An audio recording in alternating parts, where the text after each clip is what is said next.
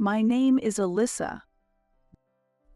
Due to slight climate changes, our rural home has become more susceptible to insect infestation. As a result, I actively perform pest control every year, effectively becoming a hunter-like figure as a 34-year-old full-time housewife. Once fearful of insects, by the age of 30, I began to conduct extermination work without changing my expression. I think I have become quite tough. Today, I want to share an episode about how I dealt with my younger sister Emma, who had an affair with my husband, Scott. He was my childhood acquaintance, but our relationship blossomed a few years ago when I was still in my 20s. At that time, a middle school reunion was held after a long while, and I got reunited with him there. When we had just started elementary school, Emma, 2 years younger than me, Scott, and I used to play together. However, as we reached the age where it became embarrassing to play with girls, Scott began to distance himself from us. Scott's family moved away during middle school, making it even harder to keep in touch. Therefore, it was very tense for us to talk at the reunion. But something reliable exists when you grow up alcohol. Scott and I, both lovers of alcohol, enjoyed the reunion more than expected thanks to its help. After we had a drink for 3 rounds just by ourselves, Scott said something as we were about to part ways. "I've liked you since we were kids, and it seems those feelings have continued until now." I thought, what does that mean? But the conversation lightened, and he suggested, "Why don't we date?" So our relationship began. The next day, a sober Scott exclaimed, "Oh, I finally said it. How embarrassing. Am I being pretentious? What do you think? Is it selfish?" while rolling on the floor, and I burst into laughter. Though I felt sorry for him, seeing the person you like feel embarrassed is inexplicably fun. Afterward, things progressed quickly, and we decided to get married, visited both families, and informed them about the wedding plan for 6 months later and the start of us living together. We did that before the wedding to better understand each other's daily lives. Since we were originally childhood friends, our families knew each other well. There were no obstacles, and they gave us their blessings for our marriage smoothly. That's how it should have been, but something unexpected happened at home. During a meal with my family, Scott had come to visit. "Hello," said Emma after she came home from work. Upon seeing Scott at the table, her surprise quickly turned to joy. "Scott, why are you here?" Scott said, glancing at me shyly. "Actually, we've been dating for the past 6 months and are considering marriage. He came today to tell us about it." I decided to explain the situation to Emma, thinking it was my responsibility. At that moment, Emma's face contorted as if she was holding discomfort. "Wow. I'm tired. I'm going to sleep. See you later." She hurriedly went into her room and slammed the door shut. "Oh, this is bad." I wondered if I had upset her and looked at Scott with a puzzled expression, but he reassured me with a smile. "It's okay." Just to clarify, Emma is not usually like that. She might be dissatisfied with our marriage and living arrangement. But why is she the only one feeling this way when our parents see no problem? Unable to grasp Emma's feelings, I debated whether to ask her directly after Scott left. As I was about to go to the bathroom, I encountered Emma in the hallway. Oops. Lost for words? Emma glared at me angrily. I can't believe you decided to marry Scott. I've liked him for a long time. I will never forgive you. Emma stormed off with heavy footsteps, leaving me in shock. At her sudden confession, I could only be astonished. Really? Did she like Scott? It felt like a drama unfolding, and I was overwhelmed. After a sleepless night, I came to a conclusion. Even if Emma likes my fiancé, why should it be a problem? Our marriage is already decided. If Scott had said he liked Emma, it would be a different story, but that's not the case. If she had feelings for him since childhood, she should have told him sooner. It's her own failure not to have expressed her feelings, and I shouldn't be blamed. I expected her backlash, but decided to handle it with the poise of an elder sister. In this heavy situation, I chose to think optimistically. However, I continued to struggle with whether to tell Scott. If Emma's feelings became known to him, it could cause problems. But if I didn't tell him, he might continue to feel uncomfortable every time he came to our house. Deciding it was his right to know, I explained everything to him. If there's trouble, seek help. There's only so much I can do. Scott reassured me. Sibling issues, huh? If Emma becomes aggressive, will you protect me? Of course not. Ha. With such light-hearted exchanges, we decided not to overthink things. We had no intention of reversing our decision to marry, and persuading Emma and gaining her understanding seemed unlikely. Ultimately, just letting it be was our decision. As expected, Emma's resistance intensified. The first day, she drained the bathtub water she had used first. No big deal, I'll just shower. But having my makeup and wallet hidden before work was quite stressful. I don't have the luxury to hunt for treasures in the morning. Desperately searching while nearly being late, I ended up rushing to work at the last minute twice a week, receiving sharp glances from my boss, as if I was neglecting my duties due to my upcoming marriage. This is unacceptable.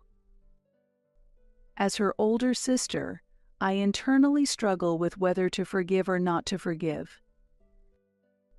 Initially, our parents were unaware of my sister's pranks, but they realized something was amiss after some of my important items were hidden. There was even a scene where our mother scolded my sister, asking, "Why are you behaving so childishly?"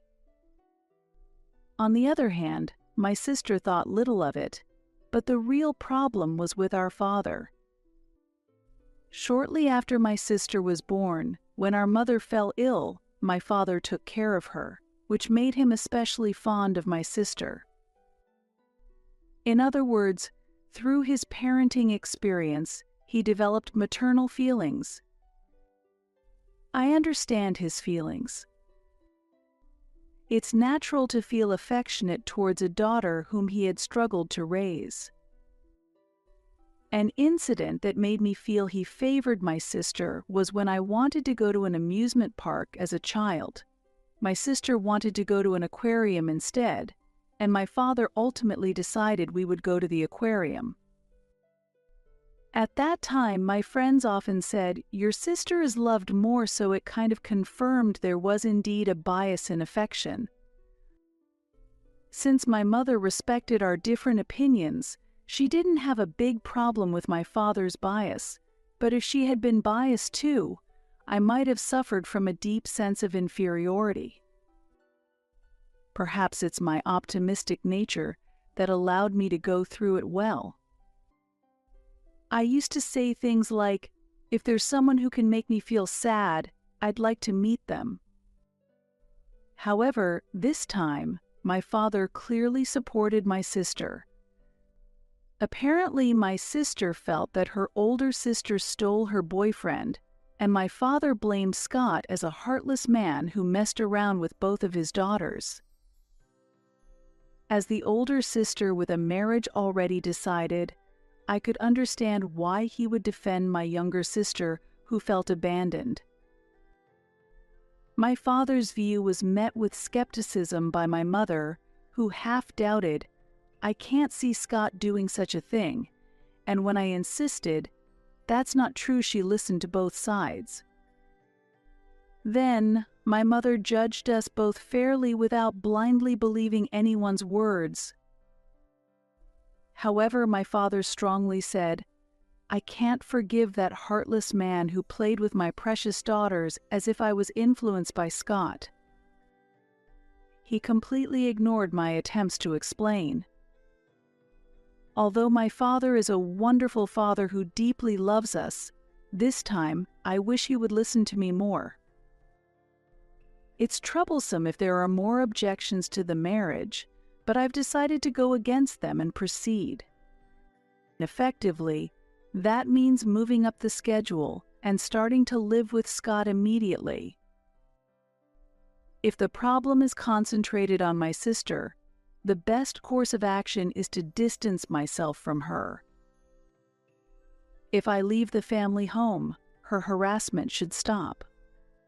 That should solve the problem. As if to prove this choice was correct, our living together proceeded smoothly. Over time, my mother said, maybe you're right. You're an adult now, live as you see fit supporting me, and although my father had complaints, he said nothing more. Even if Scott and I were to break up, I doubted that Scott would choose my sister, as it seemed pitiful. I feel this was the smoothest way to handle the situation.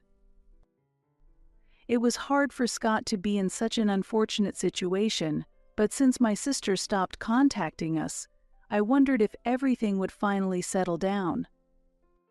Then came the day of the wedding. My sister ultimately did not attend, but my father suggested reconsidering, saying, it's still not too late. My mother laughed and said, I also thought I made a mistake several times after marrying your father. Marriage comes with various things. My father was clearly shocked to hear what she said. Although not everyone blessed us wholeheartedly, at the very least, we had our wedding under our parents' eyes.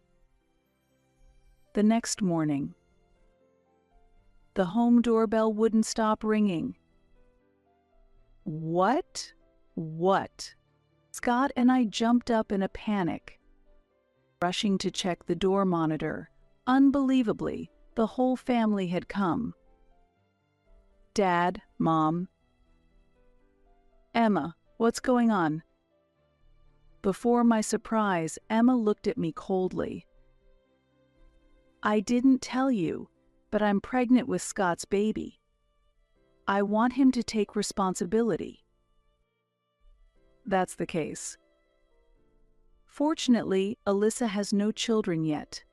Scott should take responsibility and marry Emma. Give Scott up. My mother, confused by my sister and father's suggestion, asked me, what on earth is going on? At that moment, Scott walked to the entrance, still dazed. What? My child, what? He finally woke up and shook his head vigorously at me. No, that's not true. It was a dramatic denial like something out of a drama. I know. His panicking only makes it more suspicious, so stop that. I kept silent. holding back my laughter. What? Scott's child. How far along is the pregnancy? 2 months. If Scott doesn't take responsibility, this child will be fatherless. That would be too sad, right? 2 months. Shocked by my sister's words, Scott and I looked at each other. Ha ha ha ha. Scott and I burst into laughter. Our parents were confused and unable to understand. Emma panicked. Why are you laughing? Look, it's been 2 months, right? Tears spilled from my eyes as I laughed too hard.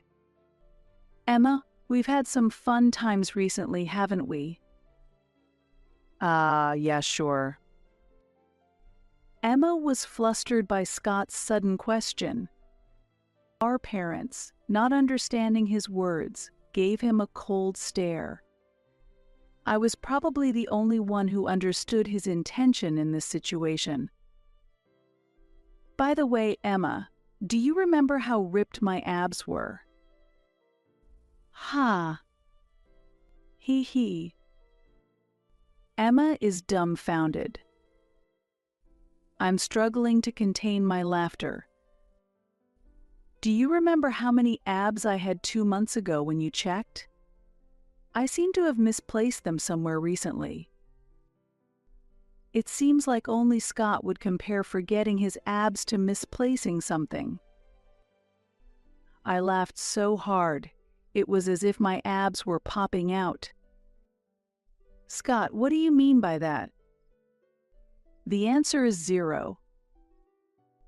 I was about to agree, but Scott ignored Emma's suspicious look and seriously declared he had no abs. Even our mother couldn't help but laugh at this scene. It appears that the one who can make others laugh wins this game.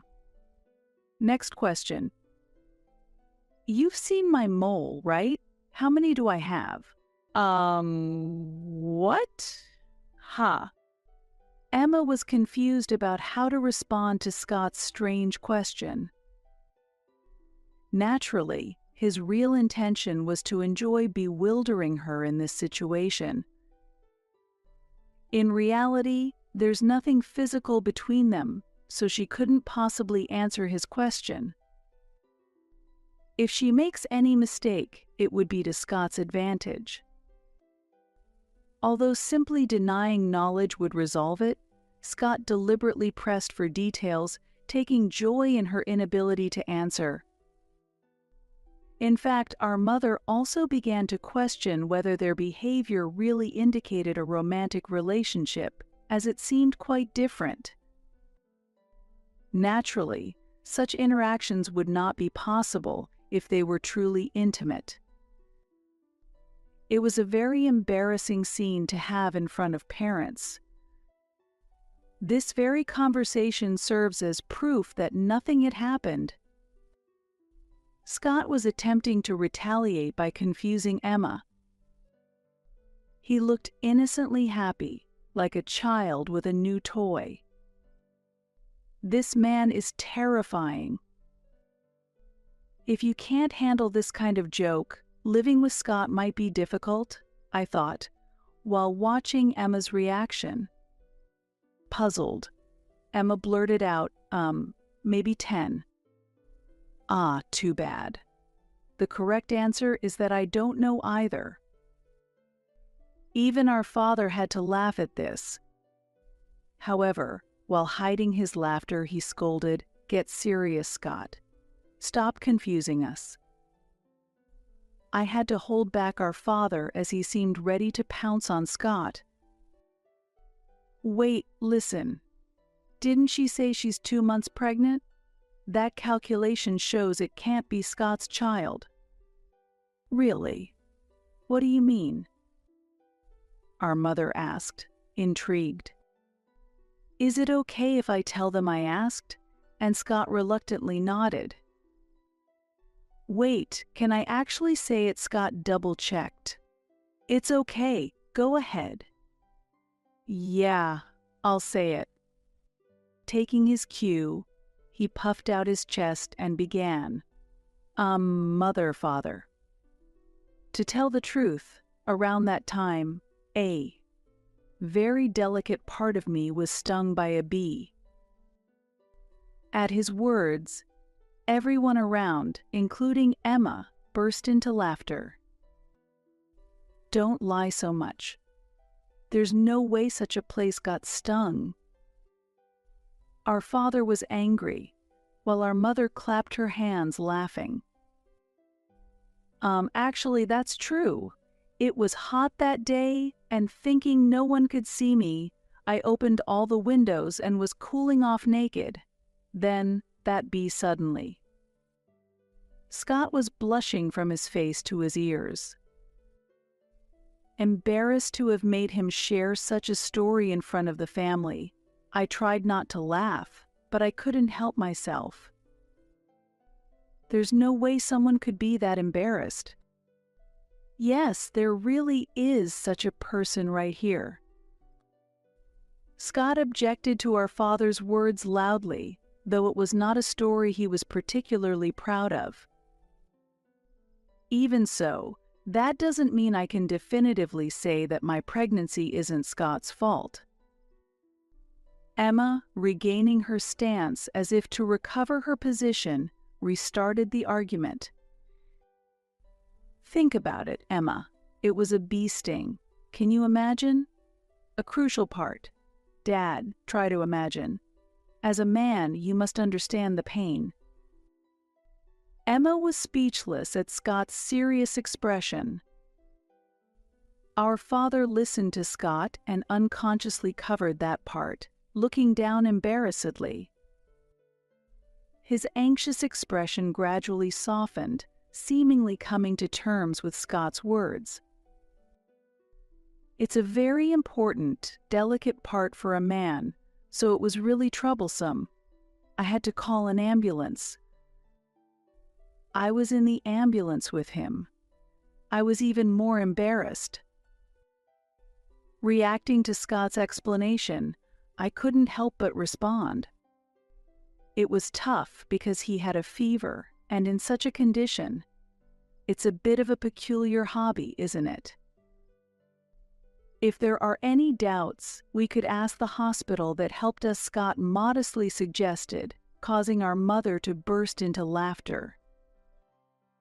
"Scott, ever since you were little, you always wanted to take off your swimsuit when playing in the kiddie pool.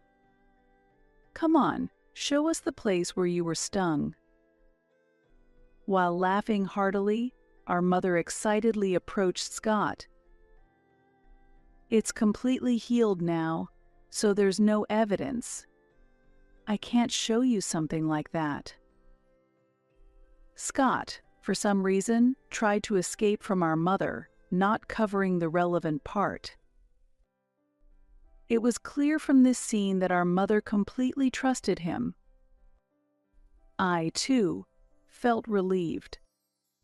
However, Scott seemed uneasy for a slightly different reason.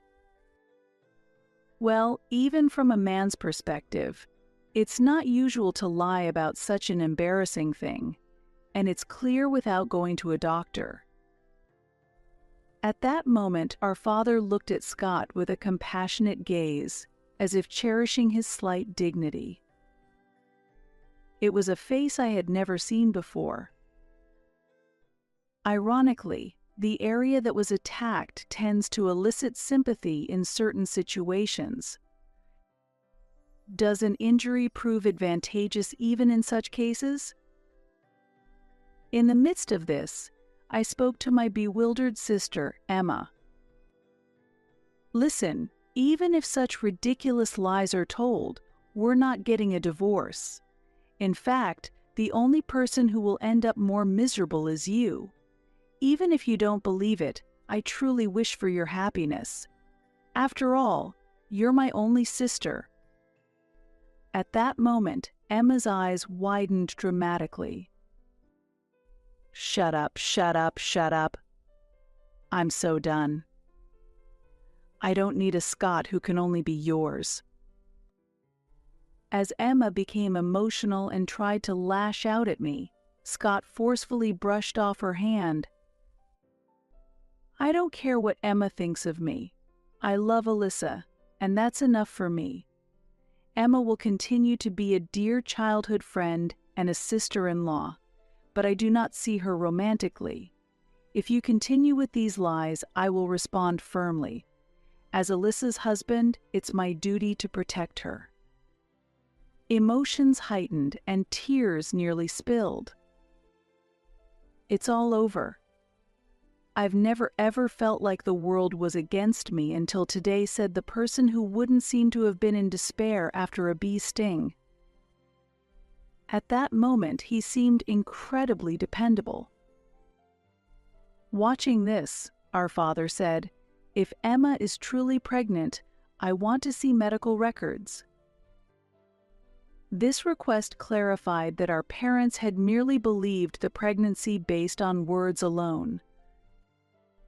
Their kindness in believing their children seemed to have backfired this time.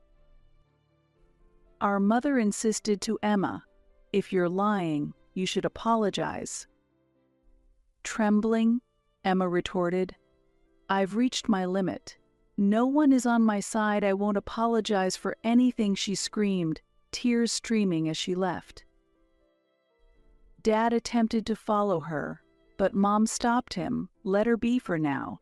Let her calm down." What changed over the next 2 weeks? Our mother forcefully took a persistently claiming to be pregnant Emma to the gynecologist, but as expected, there were no signs of pregnancy. She was diagnosed as a healthy adult woman with no signs of illness. Subsequently, our parents apologized to Scott. "We're sorry for the unnecessary suspicion. We've known you for a long time and we should have trusted you, Scott. Please take good care of Alyssa." They also apologized to me for making me uncomfortable. Not having disclosed the extent of my estrangement with Emma, I didn't blame my parents. Parents believing in their children might be seen in various lights socially, but for a child, it's reassuring. They are irreplaceable to me. Humans make mistakes. This time, it was our father who did. Indulging Emma led to problems again, but considering the great debt I owe them, I chose to forgive them. Without my parents, I wouldn't have the happy life I lead now, nor might I have met Scott. After the truth about the fake pregnancy was revealed, Emma, embarrassed, stormed out saying, "I don't need a home like this anymore." Our father, who had been generous to Emma, had previously said, "It's better for her to have a cooling-off period away from home," and chose not to follow her. Our mother said sternly, "Such behavior can't just be excused as being carried away by romantic feelings. She must apologize when she returns. If she can't do that, she can't come back home." It's hard to imagine such an angry Emma apologizing to us. Mom agreed with this thought. This was effectively an exile from the family. 7 years later, Emma returned to the family home and apologized to us once, but eventually she was completely cut off. Despite her initially very sincere behavior, by the end of the year, excessive alcohol consumption led to serious trouble. The catalyst was her sneaking into Scott's blanket while he was asleep and provocatively asking, "Aren't you tired of your sister?" Scott, startled as if he'd seen a ghost, screamed loudly, causing a commotion among those nearby. The noise echoed through the house, waking not only me but also our parents. This commotion revealed the incident to the family. He wasn't a suspect to anything strange this time, but the drunken Emma exclaimed, "I'm so jealous of you always being close to your sister." pay some attention to me too." Her demand was unrealistic, and I had no intention of complying. In response, I exploded in anger, yelling, "Stop it." Scott trembled like a small chihuahua, and our parents, angrier than ever, disowned Emma. Especially our father, despite his deep love for Emma, expressed his outrage. "I don't remember raising a child who behaves like this." I will never forget this shocking event. Once sober, Emma apologized repeatedly, but our father firmly refused, saying, "I can't believe you. The things you do when you are drunk reveal the truth." This resulted in Emma tearfully leaving the family home for good. After that, my life changed significantly, with my first pregnancy being confirmed by the end of the year.